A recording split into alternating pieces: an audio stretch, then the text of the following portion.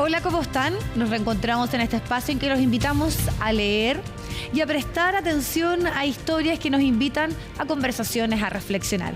Y en este caso vamos a establecer de inmediato contacto con la escritora, dramaturga, filósofa Tamara Tenenbaum desde Argentina.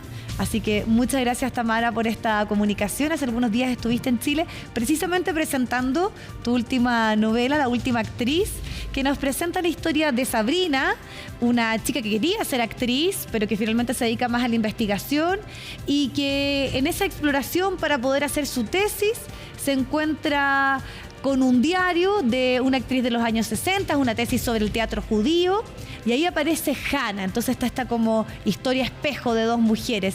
Tamara, muchas gracias por la comunicación. ¿Qué tal? Vamos, todo bien, por suerte. ¿Vos?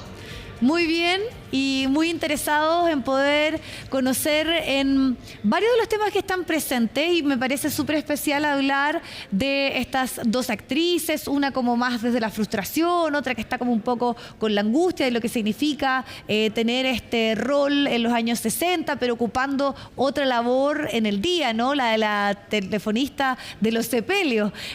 ¿Cómo llegaste un poco a la construcción de estas dos mujeres, como en este diálogo que se da a pesar de la distancia de los años, pero sobre todo te lo pregunto en los temas que tú trabajas y que tienen que ver también un poco con la vida de las actrices, con el mundo del teatro, sobre todo tú que eres dramaturga? Sí, hacía bastante que quería escribir una novela con actrices como personajes. Desde que empecé a hacer teatro empecé a pasar mucho tiempo con actrices, y también porque escribo guiones, también en los rodajes paso tiempo con actrices. Y me di cuenta de varias cosas. Por un lado, que era una psicología muy distinta de las personas que escribimos, ¿no? Que en parte escribimos porque nos gusta estar un poco ausentes todo el tiempo, mirar todo un poco desde afuera. Y el actor, la actriz, tiene que estar presente, en el presente. Hay algo de eso que me interesa, no solo porque es distinto de mi vida, sino porque es muy contracultural. Pensemos que hoy estamos todos con el teléfono, todos como pensando siempre en otra cosa, ¿no? Estar plenamente presente es muy difícil, y eso es lo que tiene que hacer un actor en escena, eso es lo que hace un buen actor. Entonces, eso me interesaba. Personajes que son demasiado neuróticos. Las dos actrices que tengo, Hannah en los años 60 y Sabrina, que quiso ser actriz en la actualidad, son dos chicas que son demasiado neuróticas para actuar, porque están todo el tiempo un poco ausentes. Y yo siento que todos nos podemos identificar un poco con eso. Y a la vez también todos nos podemos identificar hoy con la psicología de las actrices, en el sentido de que hoy, en el mundo de las redes sociales, ¿no? Todos estamos un poco todo el tiempo actuando de nosotros mismos. Entonces, era un tema que me interesaba mucho. Y hablando con una chica que hacía una tesis de doctorado sobre el teatro judío en los años 60 en Buenos Aires, me di cuenta de que había una posibilidad de escribir una novela de misterio sobre eso. Porque como el archivo del teatro judío de Buenos Aires se perdió en la AMIA, en la explosión del 94, bueno, estaba la posibilidad de que hubiera muchos agujeros en la reconstrucción de esa historia, y que eso me permitiera armar esta pequeña novela de misterio de una actriz frustrada, que ahora es investigadora, en búsqueda de la que ella piensa que es la última actriz del teatro judío, la última que actuó antes de que la tradición desapareciera. Sí.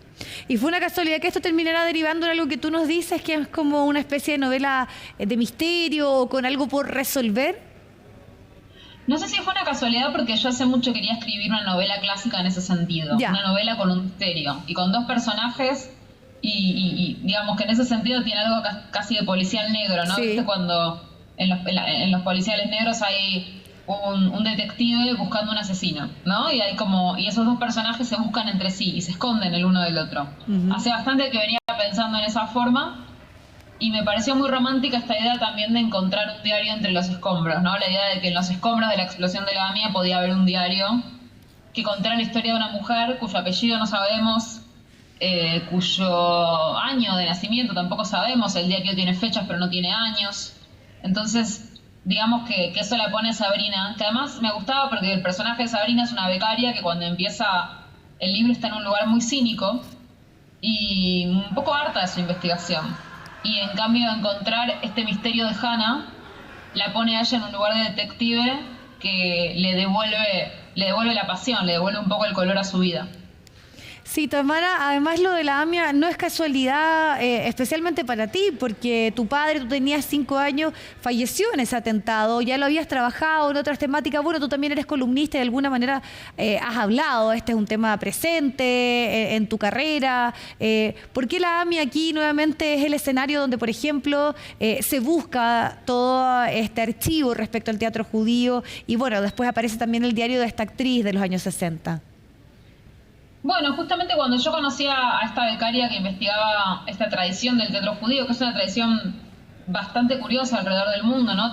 Teatro que existió en Buenos Aires, en Londres, en Nueva York, Varsovia, Moscú. Cuando conocí a la investigadora que se dedicaba a esto, me contó de que efectivamente la mitad de su archivo se había perdido en la AMIA y entonces ella siempre trabajaba con un archivo roto, de alguna manera.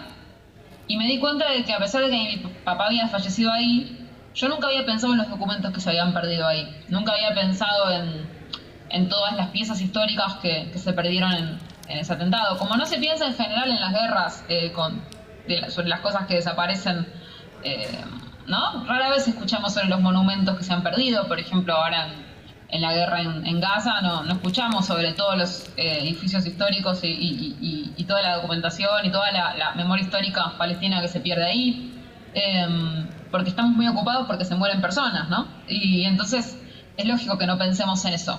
Pero me pareció interesante que sí, que alguien estaba reconstruyendo ese archivo, y la realidad es que desde que salió la novela me escribió muchísima gente, que es mucho más grande que yo, y que en la época del atentado tal vez iba a la universidad, y entonces me escribieron: hola Tamara, leí tu novela. Yo estudiaba antropología en la universidad y nuestro profesor nos llevó a buscar papeles a los escombros, o yo estudiaba lingüística y fuimos a ayudar a reconstruir el archivo. Hubo mucha más gente comprometida con esos papeles que la que yo pensaba, ¿no? Porque yo pensé, claro, a nadie le importan los papeles cuando se mueren personas, pero por suerte también a mucha gente le importaron los papeles. Claro, y que después tiene que ver con la memoria colectiva y después de todo un trabajo posterior que se ha hecho precisamente en esa recuperación. Pero aquí hay una historia de 2 mujeres, ¿no? Incluso con esa cosa un poco despiadada que tiene el mundo de la actuación, de que te eligen por talentosa o por la belleza, ¿no? Que es un poco lo que vive como Tormento Sabrina. Pero tú en tu rol de columnista, como escritora, feminista, incluso la creación de una editorial que publicaba principalmente a mujeres, hoy has escrito bastante en la esfera del debate en Argentina, de lo que ocurre con el gobierno de Javier Milei, no solo en relación a las mujeres, sino también con todas estas políticas anticulturales, ¿no? Un poco de que hoy tienen que defender la cultura, la literatura, el teatro. ¿Cómo también ves esa problemática que se está viviendo en relación al tema en tu país? Bueno, sí, yo por supuesto esta novela la escribí antes de que ganara Javier Milei y no pensé que iba a ser, como terminó siendo, un homenaje a muchísimas cosas que en este momento están siendo o bien destruidas o bien amenazadas, claro, ¿no? Como la academia. De hecho, Sabrina trabaja en el CONICET, que es una institución que ha sido muy vilipendiada por los libertarios y por el gobierno de Javier Milei, y de hecho en este momento se cerraron los ingresos a carrera de investigador. O sea, toda esa carrera de la que habla Sabrina, de publicar suficientes papers para tener una beca postdoctoral, todo eso hoy está en riesgo.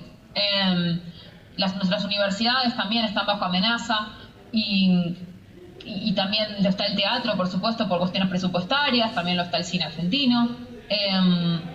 Me sorprendió mucho eso, me tomó un poco por sorpresa, digamos, pensar que una novela, no es que fuera vieja, pero que de pronto cambiara tanto la época, claro, que una novela que para mí hablaba de la realidad se convirtiera en una especie de reivindicación de algo que está por perderse. Y sí, pienso mucho en eso, por supuesto. Pienso mucho en la Academia Argentina y en el teatro argentino, porque son instituciones que han producido gran parte de la riqueza cultural argentina, lo que la gente disfruta cuando viene a Buenos Aires, ¿no? Exacto. Que es esa sensación de que es una ciudad con una tradición cultural muy importante, y hoy eso está amenazado porque el gobierno de Javier Milei, sobre todo, decidió que eso representa al kirchnerismo, o representa a la casta o a todo lo que él quiere destruir. Y Sí, es una situación muy complicada, porque reitero, no se trata de cuestiones presupuestarias, porque hay cuestiones que, digamos, hay cosas más fáciles de recortar o más que más fáciles diría, no, porque nosotros somos lo más fácil de recortar, la cultura.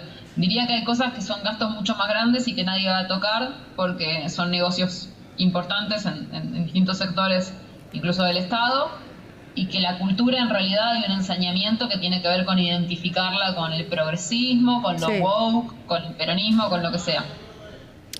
Tamara, bueno, te queremos agradecer y qué interesante también esa última reflexión, cómo La Última Actriz terminó siendo un tema de conversación precisamente porque esa certeza, eso que parecía obvio, que era el cuidado, incluso la investigación, no solo de la cultura, el rol de las universidades, de la academia, hoy está puesto en entredicho, hoy tiene que estar luchando por los recursos y también lo que es esa intimidad de las mujeres, los anhelos, los sueños, las frustraciones que están muy presentes en esta última novela. Así que muchas gracias por tu tiempo y la conversación y bueno, ahí también pueden conocer un poquito más en las redes, en tu podcast, en tus columnas y sobre todo en este último libro de lo que ha sido tu trabajo. Así que muchas gracias, Tamara.